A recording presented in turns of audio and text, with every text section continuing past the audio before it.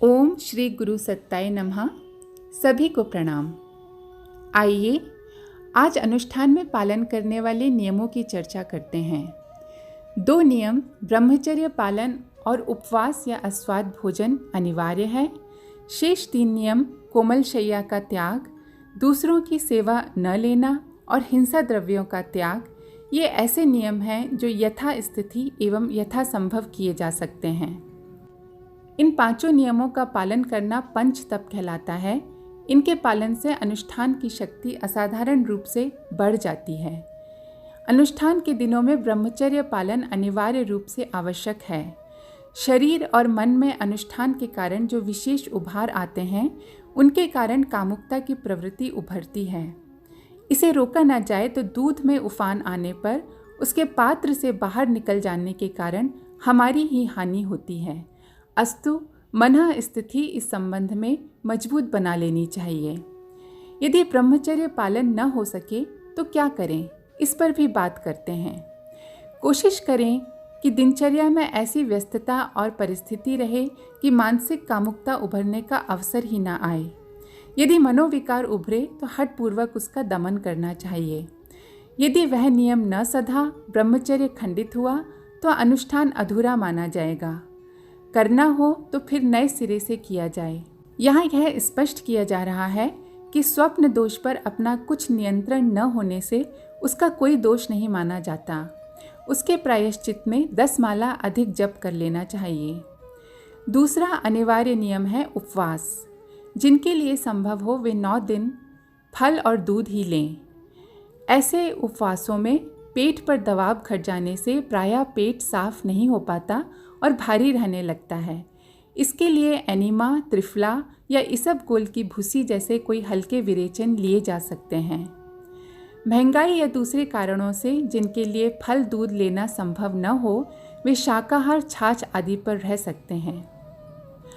अच्छा तो यही है कि एक बार भोजन और बीच बीच में कुछ पेय पदार्थ ले लिए जाएं, पर वैसा ना बन पड़े तो 2 बार भी शाकाहार, दही आदि लेकर अनुष्ठान पूरा किया जा सकता है। जिनसे इतना भी न बन पड़े वे अन्नाहार पर भी रह सकते हैं। और अगर संभव हो तो नमक और शक्कर छोड़कर अस्वाद व्रत का पालन भी करना चाहिए। भोजन में अनेक वस्तुएं न लेकर 2 ही वस्तुएं ली जाएं, जैसे रोटी दाल, रोटी शाक, चावल दाल, दलिया, दही आदि।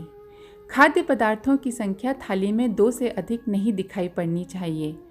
यह अन्नाहार एक बार या स्थिति के अनुरूप 2 बार भी लिया जा सकता है। पेय पदार्थ कई बार लेने की छूट है, पर वे भी नमक शक्कर रहित होने चाहिए। पर अस्वाद भोजन के नियम पालन में या वैसे भी भोजन संबंधी नियम अपने ऊपर लागू करने से पहले कृपया अपने स्वास्थ्य को ज़रूर ध्यान में रखें और तभी इस तरह के नियम पालन करें। जिनसे उपवास और ब्रह्मचर्य न बन पड़े वे अपनी जप संख्या नवरात्रि में बढ़ा सकते हैं। इसका भी अतिरिक्त लाभ है। पर इन 2 अनिवार्य नियमों का पालन न कर सकने के कारण उसे अनुष्ठान की संज्ञा नहीं दी जा सकेगी और अनुशासन साधना जितने सत्परिणाम की अपेक्षा भी नहीं रहेगी। फिर भी जितना कुछ विशेष साधन नियम पालन इस नवरात्रि पर्व पर बन पड़े उत्तम है। साथ ही 3 सामान्य नियम हैं: कोमल शैया का त्याग, अपनी शारीरिक सेवाएं खुद करना, अपने हाथों से करना और हिंसा द्रव्यों का त्याग। अनुष्ठान के इन 9 दिनों में भूमि या तख्त पर सोना तप तितीक्षा के कष्ट साध्य जीवन की एक प्रक्रिया है। इसका बन पड़ना कुछ विशेष कठिन भी नहीं। चारपाई या पलंग छोड़कर ज़मीन या तख्त पर बिस्तर लगाकर सोना भले ही थोड़ा असुविधाजनक हो, पर सोने का प्रयोजन भली प्रकार पूरा हो जाता है।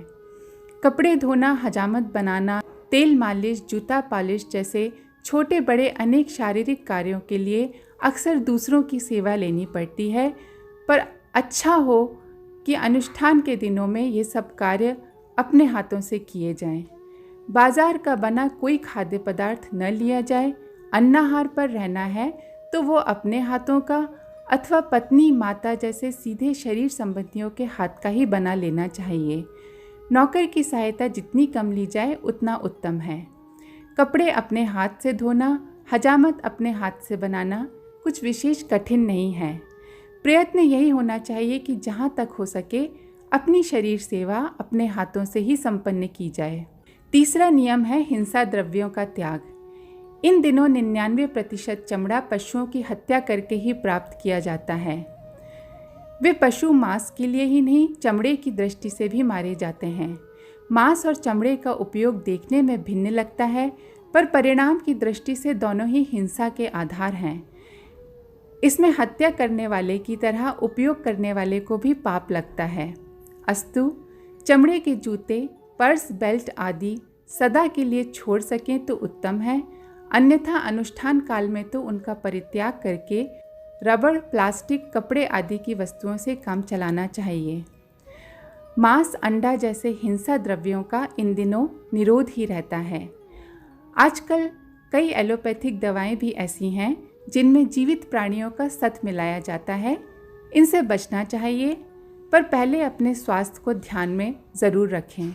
रेशम, कस्तूरी, मृगचर्म आदि प्रायः पूजा प्रयोजनों में उपयोग किया जाता है। ये पदार्थ हिंसा से प्राप्त होने के कारण अग्राह्य माने जाते हैं। न केवल जप उपासना के लिए ही समय की पाबंदी रहे, वरन इन दिनों पूरी दिनचर्या ही नियमबद्ध रहे। सोने, खाने, नहाने आदि सभी कृत्यों में यथासंभव अधिक से अधिक समय निर्धारण और उसका पक्का पालन करना आवश्यक समझा जाए। अनुशासित शरीर और मन की अपनी विशेषता होती है और उससे शक्ति उत्पादन से लेकर सफलता की दिशा में द्रुत गति से बढ़ने का लाभ मिलता है। अनुष्ठान की सफलता में भी यही तथ्य काम करता है। अनुष्ठान के दिनों में खुद के मनोविकारों और चरित्र दोषों पर कठोर दृष्टि रखी जाए और अवांछनीय उभारों को निरस्त करने के लिए अधिकाधिक प्रयत्नशील रहा जाए। असत्य भाषण, क्रोध, छल, कटुवचन, अशिष्ट आचरण, चोरी, चालाकी जैसे अवांछनीय आचरणों से बचा जाना चाहिए। ईर्ष्या, द्वेष, कामुकता, प्रतिशोध जैसी दुर्भावनाओं से मन को जितना बचाया जा सके उतना अच्छा है। जिनसे बन पड़े वे अवकाश लेकर ऐसे वातावरण में रह सकते हैं जहां इस प्रकार की अवांछनीयताओं का असर ही ना आए या बहुत ही कम हो। जिनके लिए ऐसा संभव नहीं, वे सामान्य जीवन यापन करते हुए अधिक से अधिक सदाचरण अपनाने के लिए सचेत बने रहें। अगर इन दिनों टीवी से परहेज कर सकें तो बहुत ही उत्तम है।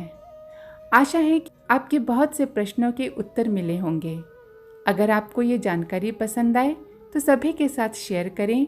कोई सवाल या सुझाव हो तो हमें कमेंट बॉक्स में ज़रूर लिखें, हम ज़रूर रिप्लाई करने की कोशिश करेंगे। आप सभी का बहुत बहुत धन्यवाद। ओम शांति। हमारे YouTube चैनल को सब्सक्राइब करें और बेल आइकन को दबाकर ऑल पर क्लिक करें ताकि नोटिफिकेशंस आपको मिलती रहें।